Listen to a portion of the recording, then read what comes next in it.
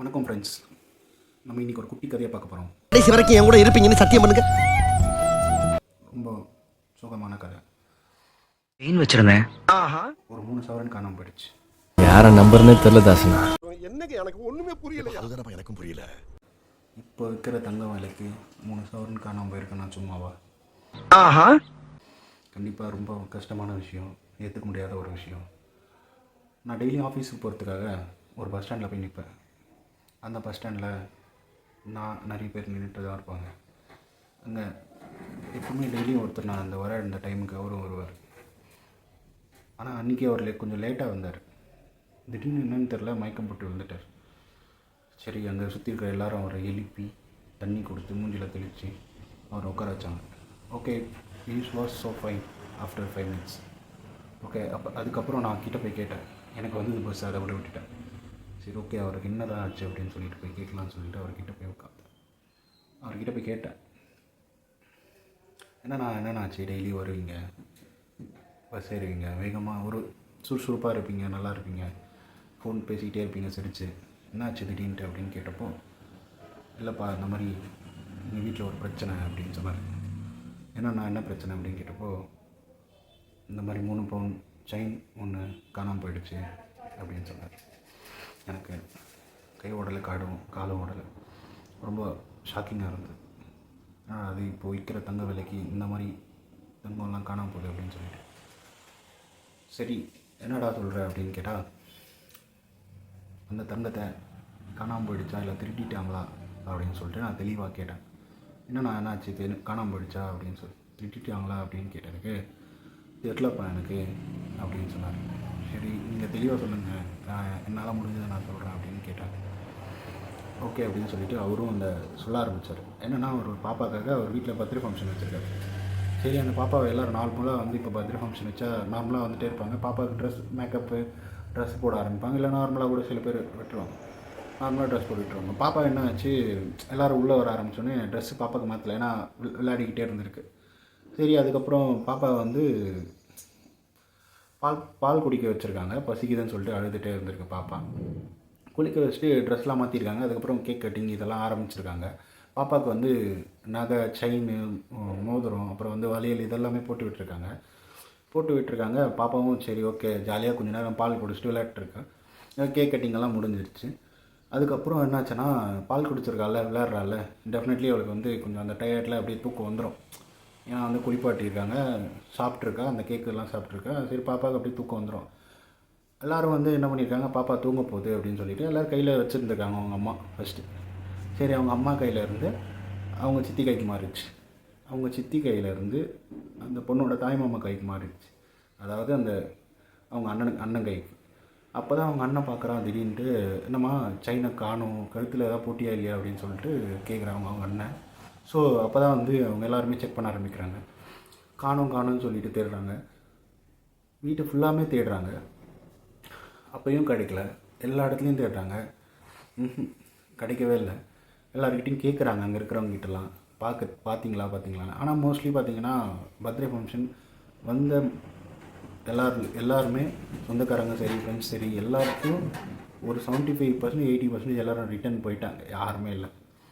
ஆனால் இது எப்படி நடந்ததுன்னு சொல்லிட்டு இப்போ வரைக்குமே அவருக்கு தெரியல அப்படின்னு அவர் சொல்லிட்டார். ஆனால் அவங்க அண்ணன் கையிலேருந்து குழந்தை மாறிச்சா வேறு கைக்கு சாப்பிட்றதுக்காக போன எல்லாருக்குமே குழந்தை கை மாறிக்கிட்டே இருந்துச்சு. அப்போ மாறும்போது யார் கையிலையா போயிருக்குமா அப்படின்னு சொல்லிட்டு சந்தேகப்பட்டு அவர் கேட்டாராமா. அவங்க வீட்டில் இருக்கிற அதாவது அவங்க ஒய்ஃபோட தங்கச்சிக்கிட்ட, அவங்க அண்ணங்கிட்ட எல்லார்ட்டையும் கேட்டிருக்காரு. ஆனால் அவங்க யாருமே தெரியல அப்படின்னு சொல்லியிருக்காங்க. ஏன்னா அவங்க எல்லோரும் வந்து அந்த டயரில் இருந்திருப்பாங்க, ஃபங்க்ஷன் பண்ணுற டயரில், சாப்பாடு பண்ணுற டயரில் அவங்கள பெண்கள் இருந்திருப்பாங்க. ஸோ அவங்க அண்ணனும் வந்து அந்த டெக்கரேஷன் இதிலலாம் ஒரு டயர்டாக இருந்தார், ஒரு வேலையாக இருந்தார், யாரும் எதுவும் பார்க்கல. பட் ஆனால் யாரை கேட்குறது, எப்படி வந்து அதை அப்ரோச் பண்ணுறதுன்னு அவருக்கு தெரியல. இல்லைனா நீங்கள் உங்கள் சொந்தக்காரங்களை கேட்கலாம்ல அப்படின்னு சொல்லிட்டு நான் கேட்டேன். அதுக்கு அவர் என்ன சொன்னார்னா, தப்புவா, சொந்தக்காரங்களை எப்படி கேட்குறது, அவங்க வீட்டுக்கு விருந்தாளியாக வந்தவங்களாச்சு, தப்பாயிடும், நாளைக்கு சொந்த பந்தம் அப்படின்றது நம்மளுக்கு ஒன்றுன்னா அவங்க வரணும் அப்படின்னு சொல்லிட்டு.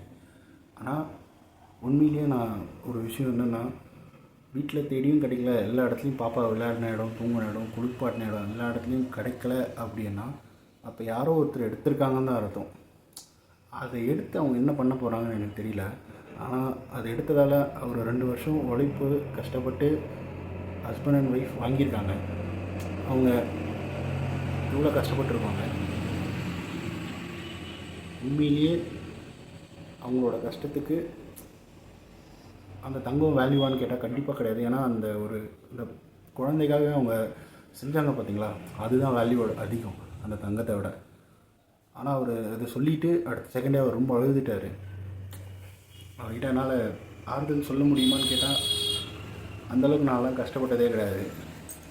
சொல்லப்போனால் அவர் என்ன கடைசியாக அவர் சொன்னாருன்னா, விடுப்பா வேறு என்ன பண்ண முடியும், திருப்பி சம்பாரிச்சிக்கலாம் அப்படின்னு அவர் சொன்னார். என் குழந்தை நல்லாயிருக்கு, என் ஒய்ஃப் நல்லா இருக்காங்க, எடுத்துகிட்டு போனவங்க நல்லா இருக்கட்டும் அப்படின்னு சொல்லிட்டு கடைசியாக ஒரு வார்த்தை சொன்னாருங்க. ஈஸியாக கிரேட்டுங்க. பரவாயில்ல, ஒரு எடுத்துகிட்டு போனாலும் எடுத்துகிட்டு போட்டோம் அப்படின்னு சொல்லிட்டு நம்ம யாரையும் திட்ட தேவையில்லை. ஆனால் உண்மையிலே சொல்கிறேன், நீங்கள் அதை எடுத்துகிட்டு போயிட்டு என்ன பண்ண போகிறீங்கன்னு தெரில. அதை ஒருவேளை நீங்கள் யாராவது எடுத்துகிட்டு போயிருந்தால் கூட அதை எடுத்து வச்சிடலாம். அப்படி உங்கள் மனசு இல்லைன்னா அவங்க வீட்லேயும் தூக்கி போட்டுடலாம் தெரியாமல். எதுக்கு இதெல்லாம் பண்ணணும்? பாவம் இல்லையா? 2 வருஷம் உழைப்பு, எவ்வளோ கனவுகள், எவ்வளோ கஷ்டங்கள், அவங்க குழந்தைக்கு போகணும் எவ்வளோ ஒரு ஆசை, எல்லாத்தையும் போச்சு. ஆனால் ஒரு உண்மையிலேயே சொல்கிறேன், அவர் கடவுள் வந்து ஒரு பக்கபலமாக நிற்கணும்னு நானும் நினைக்கிறேன். ஆனால் பார்த்துக்கலாம் அப்படின்னு சொல்லிட்டு நானும் அவர்கிட்ட சொன்னேன், விடுங்கண்ணா என்ன பண்ணுறது அப்படின்னு சொல்லிட்டு சொன்னேன். சரிப்பா பஸ்ஸுக்கு டைம் ஆச்சுன்னு சொல்லிட்டு அவரை கிளம்பி போயிட்டார். அவரை ஏற்றி விட்டு நாங்கள் ஓரமாக நின்றுட்டு உட்காந்துருந்தேன். நான் யோசிச்சுட்டேன், ஒரு விஷயம் யோசிச்சேன். எல்லாருக்கும் ஒரு அவேர்னஸாகவே இருக்கட்டுமே, ஒரு ஐடியா எனக்கு வந்து தோணுச்சு. அதான் உங்களுக்கு சொல்கிறேன். நான் என்னென்னா, ஒரு ஃபங்க்ஷனுன்னு வந்துச்சுன்னு வச்சுக்கோங்களேன், நம்ம நகை இதெல்லாம் பிரம்மாண்டமாக இருக்கணும். ஓகே, இருக்கணும் தான். அது வந்து சில பேருக்கு தோணும், சில பேருக்கு தோணாமல் இருக்கும். இப்போலாம் எனக்கு பார்த்திங்கன்னு வச்சுக்கோங்களேன், என்ன ட்ரெஸ் கொடுத்தாலும் நார்மலாக கொடுத்தாவே போட்டு தான் போவேன். எனக்கு பிரம்மாண்டமாக இருக்கணும் அப்படிலாம் கிடையாது. அது சில பேருக்கு இருக்கும். அது வந்து ஹியூமன் நேச்சர். ஓகே, டிஃபால்ட் அப்படின்னு சொல்லுவாங்க. அதுதானே இப்போது நம்ம எல்லாருக்கும் இருக்கும்ல, ஒரு அவங்க டேஸ்ட்டு அந்த மாதிரி. ஸோ யாரையும் வந்து குத்தம் சொல்லக்கூடாது, குத்தமும் சொல்ல முடியாது, புரியுதா?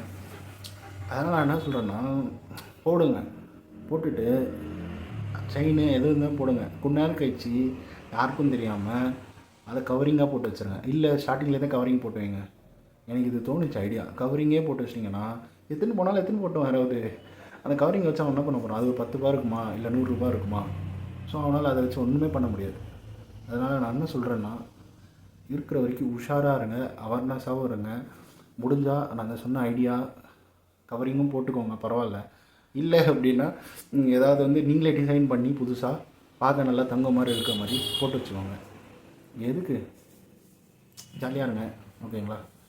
இது ஒரு அவேர்னஸ் ப்ளஸ் குட்டி ஸ்டோரி. அவரோட கஷ்டத்தை பற்றி நான் உங்களுக்கு சொன்னேன். ஓகே, பாய். வேறு வீடியோவில் சந்திப்போம். சப்ஸ்கிரைப் பண்ணிவிடுங்க மறக்காமல், ஓகேங்களா? இந்த மாதிரி நிறைய வீடியோஸ் போட சப்போர்ட் பண்ணுங்கள். நீங்கள் கொடுத்த லெவலில் தான் திருப்பி இன்னொரு வீடியோ போடுறேன். தேங்க்யூ.